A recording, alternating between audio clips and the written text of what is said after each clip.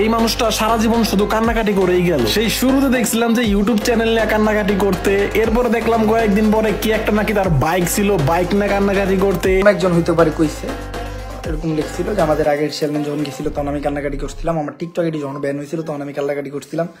এই রিসেন্টলি আমি একটা কান্নার ভিডিও।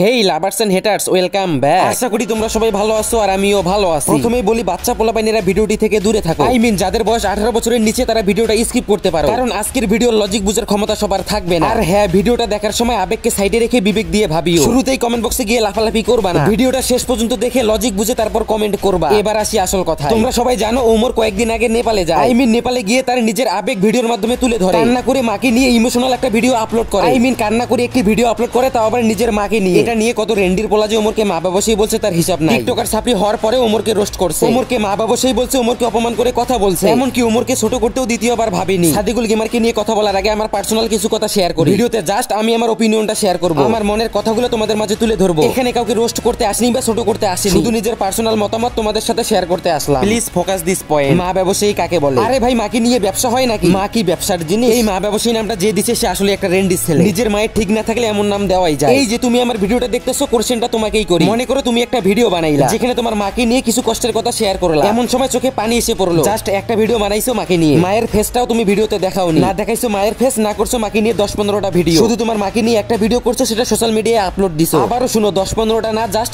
একটা ভিডিও বানাইছো, সেখানে মায়ের ফেসটাও তুমি দেখাওনি। এখন আমি সুভাষ সাহিদ যদি তোমাকে মা বাবা সেই বলি, তুমি মানবা? এই কথা শোনার পর আমাকে থাপড়াই দিয়ে মন চাবে তোমার যে এটা কোনো কথা? তুমি ভাববা মাকে নিয়ে না করলাম 10-15টা ভিডিও, না দেখাইলাম ফেস, জাস্ট একটা ভিডিওর জন্য মা ব্যবসায়ী হলাম? ঠিক তেমনি ওমরের ক্ষেত্রে বিষয়টা সেম। একটা ভিডিওর জন্য কাউকে ছোট করা, তাকে মা ব্যবসায়ী বলা, তার মাকে ছোট করা, কোনো অ্যাঙ্গেলেই এটা আমার কাছে সঠিক মনে হয় না। এখন আবার রিসেন্টলি দেখি টিকটকে অনেক ভিডিও আসতেছে, সে তার মায়ের নিয়ে কান্নাকাটি করতেছে। ভাই বুঝলাম না বিষয়টা, মানে ভাই জীবনে কি ভাইটার কান্নাকাটি ছাড়া কিছুই নাই?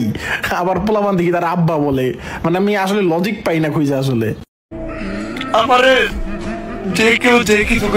এবার আসি সাদিকুল গেমারের কথায়। সাদিকুল গেমার যে ওমরকে ছোট করে কথা বলছে এটা হয়তো তোমাদের বুঝতে বাকি নাই। এখন আমি নিজের ওপিনিয়নটা শেয়ার করি, জাস্ট আমার মনের কথাগুলা। সাবস্ক্রাইবার 7-8 লাখ থাকলে যে সে সঠিক বলতেছে এমনটা না। আবার বলা যায় সাবস্ক্রাইবার থাকলে রোস্টার হওয়া যায় না। তার উদাহরণ হিসেবে টিকটকের রোস্টার ফারাবি। মনে করো জেট পোলাটার 5 লাখ সাবস্ক্রাইবারের একটা চ্যানেল আছে, তার মানে কি সে যাই বলবে তাই সঠিক? অবশ্যই না। মানুষ মাত্রই ভুল, আর মানুষের ভুল হওয়াটা স্বাভাবিক, ভুল না হওয়াটা অস্বাভাবিক। তেমনি সাদিকুল গেমার যে ওমরকে কথাগুলো বলছে সেগুলাতে ভুল থাকতেও পারে, আমি যে কথাগুলো তোমাদের বলতেছি আমারও ভুল থাকতে পারে। এটার বিচার করার ক্ষমতা শুধু তোমাদেরই আছে। কেউ মাকে নিয়ে কান্না করে ভিডিও আপলোড করলে তাকে ছোট করে ভিডিও ছাড়া বা মা ব্যবসায়ী বলা নিজের মায়ের পরিচয় দেওয়া ছাড়া অন্য কিছু না। মাথায় ন্যূনতম ঘেলু থাকলে আমার কথাগুলো বুঝতে পারবা। সাদিকুল ভাইয়ের কথাগুলো বাদ দাও। মনে করে সাদিকুল ভাই ওমরকে ছোট করে কথা বলেনি, এখন তুমি আমাকে ওমরকে রোস্ট করার মতো 2টা কারণ দেখাও যে এই নাও সুভাষ সাহিদ, তোমাকে আমি 2টা কারণ দিলাম, এই 2টা কারণের জন্য ওমরকে রোস্ট করা যায় বা ওমরের এই ভুলগুলোর জন্য তাকে রোস্ট করা যায়। যদি এমন কোনো লজিক বা প্রমাণ তোমাদের কাছে থেকে থাকে তাহলে কমেন্ট বক্সে বা ইমেইলে নক দিও। সত্যি বলতে ওমরকে রোস্ট করার মতো আমি তেমন কোনো কারণ খুঁজে পাচ্ছি না। আর একটা কথা এখন আমি তোমাদের বলি, দুইজন দুই কমিউনিটির ইউটিউবার, সত্যি বলতে একজনের সাথে আরেকজনের তুলনা করাটা বোকামি। রোস্টিং কমিউনিটির best roaster Sadikul gamer, blog ক্যাটাগরির one of the famous person Omar on fire. তবে এত বড় একজন রোস্টার হয়ে কাউকে ছোট করে কথা বলার আগে দ্বিতীয়বার ভাবা উচিত বলে আমি মনে করি। যেটা ভুল সেটাকে ভুল বলার আমি ক্ষমতা রাখি, আরো 5 সাবস্ক্রাইবার বাড়ার থেকে সত্য বলে অডিয়েন্সের হেড খাওয়া ভালো। এখানে জাস্ট আমার মনের কথাগুলো তোমাদের মাঝে শেয়ার করলাম, বা বলা যেতে পারে আমার পার্সোনাল ওপিনিয়নটা তোমাদের মাঝে শেয়ার করলাম। আমার কথা যে তোমাদের ভালো লাগবে এমনটা না, আমারও ভুল হওয়াটা তেমন অস্বাভাবিক কিছু না। তবে কাউকে মা ব্যবসায়ী বলা বা ছোট করা, ভিডিওতে খোসা দিয়ে কথা বলা, মাকে অপমান করা কোনোভাবেই আমি সমর্থন করি না। এখন বাকিটা তোমরা বিচার করতে পারো।